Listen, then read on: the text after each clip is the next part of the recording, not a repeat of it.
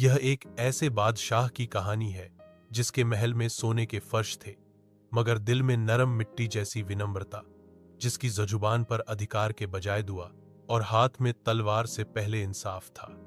वह बादशाह जो शेर के बराबर बैठता था मगर फकीर की झोपड़ी में झुककर दाखिल होता था। उसका नाम इतिहास की बड़ी किताबों में कम लिखा गया, मगर आवाम के दिलों की किताबों में सुनहरे लफ्जों में खुदा हुआ है।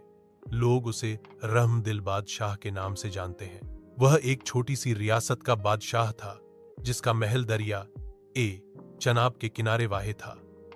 उसका असली नाम सुल्तान अली शाह था, मगर रियायत मोहब्बत से उसे हेजीरों का बादशाह कहती थी।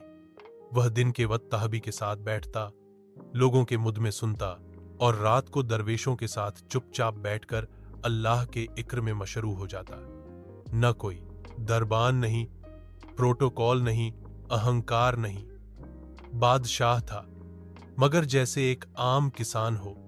कहानियों में ऐसे किरदार सिर्फ ख्वाबों में मिलते हैं, मगर यह बादशाह हकीकत में मौजूद था। सुल्तान अली शाह का बचपन फकर व फाखा में गुजरा। उसके वालिद एक सिपाही था जो जंग में मारा गया। मां ने मेहनत मजदूरी करके उसे पढ़ाया। बचपन में सुल्तान ने खुद भूख देखी, तन्हाई झेली और गुर्बत की वो ज़रबें सही जिनसे दिल पत्थर हो जाता है, मगर उसके दिल में नरमी ने डेरे डाल लिए थे। जवानी में जब उसे तख्त मिला तो उसने सबसे पहले शाही खजांची को बुलाया और कहा, जो खाना मैं खाऊं वही खाना कैदी को मिले, जो लिबास मेरे बेटे को मिले वही यतीम को भी दिया जाए। इंसाफ मेरे लिए नहीं, मेरे रब के लिए होगा। सुल्तान हर जुमा बाजार में चुपके से अवाम के दरमियान जाकर बैठता। एक दिन उसने एक फकीर से पूछा, बादशाह कैसा है? फकीर बोला, हमने तो सिर्फ गरीबों की आहें सुनी हैं, बादशाह तो कभी नजर ही नहीं आया। सुल्तान ने उसी रात दरबार में फकीर को बुलाया, उसके पांव धोए और कहा, आज से तू मेरी आंखें हैं, मुझे जो दिखाई न दे तू बताएगा। उसने पूरे मुल्क में ऐसे फकीरों, दरवेशों और मुसाफिरों की जमात बनाई जो उसके लिए रियाया की हालत का आईना थे। वह बादशाह बनकर नहीं, संत बनकर हुकूमत करता था। रियासत में अगर कोई भूखा सोता तो सुल्तान रात भर सो न पाता। एक मर्तबा खजानेदार ने अर्ज की, बादशाह सलामत, खजाने की चाबियां किसी और को दे दे, रात भर आप खजानों की तलाशी लेते रहते हैं। सुल्तान ने कहा, अगर किसी बच्चे ने फाका किया और मेरे खजाने में सोना पड़ा रहा तो मैं कयामत के दिन क्या मुंह दिखाऊंगा।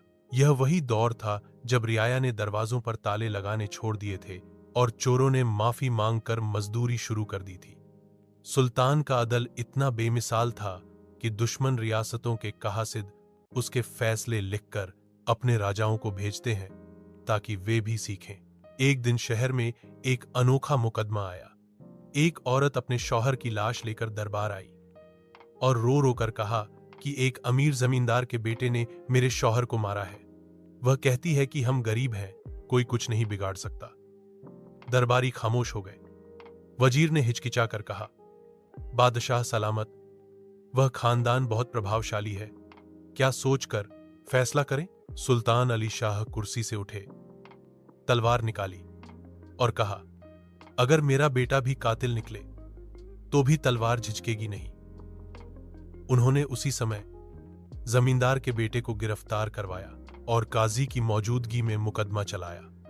कातिल को सजा मिली और औरत को इंसाफ। शहर के कूचा कूचा में आवाज गूंजी, सुल्तान अली शाह के दरबार में न्याय नहीं खरीदा जाता, वहां न्याय बोला जाता है।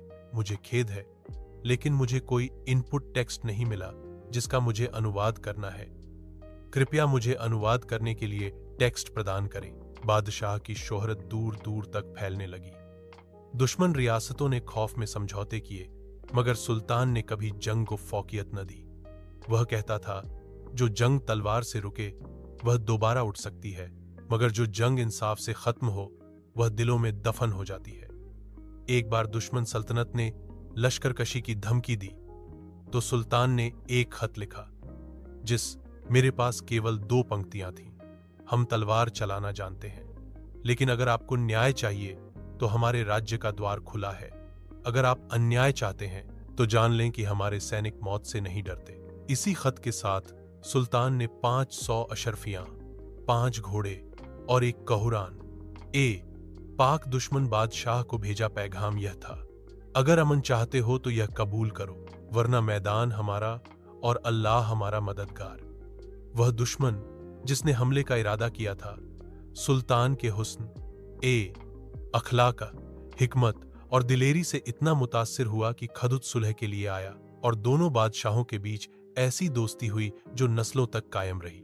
एक दिन एक ऐसा समय आया जब बादशाह के महल में खबर पहुंची कि अकाल पड़ गया है। खेत सूख गए, पानी नापैद और गोदाम खाली।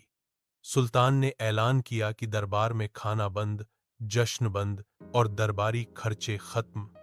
तमाम सोना, चांदी, हीरे रियाया के लिए गेहूं खरीदने में लगा दिए जाएं।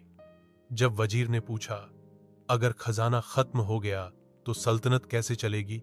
सुल्तान ने जवाब दिया, अगर रियाया न रही तो सल्तनत किस काम की?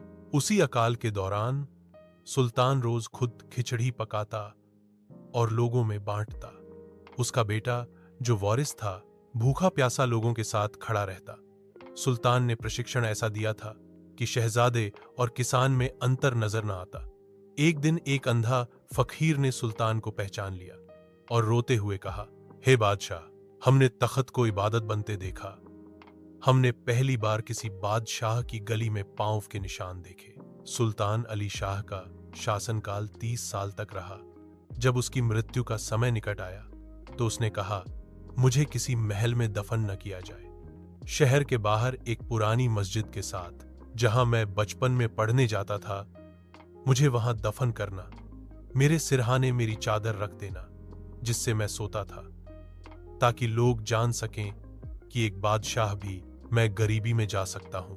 उसकी मृत्यु के बाद रियासत रो दी। कोई ऐलान न हुआ, कोई तोप न चली, मगर हर दिल मातमकना था। औरतें दुआएं मांग रही थीं, मर्द अश्क बहा रहे थे और बच्चों ने सुल्तान का किस्सा किताबों में लिखना शुरू किया। आज भी पंजाब के एक पुराने कस्बे में वह कब्र मौजूद है, जिस पर कोई बड़ा कुतबा नहीं, बस एक तख्ती है जिस पर लिखा है यहां वह व्यक्ति सोया है जो जागकर दूसरों को सुकून दिया करता था।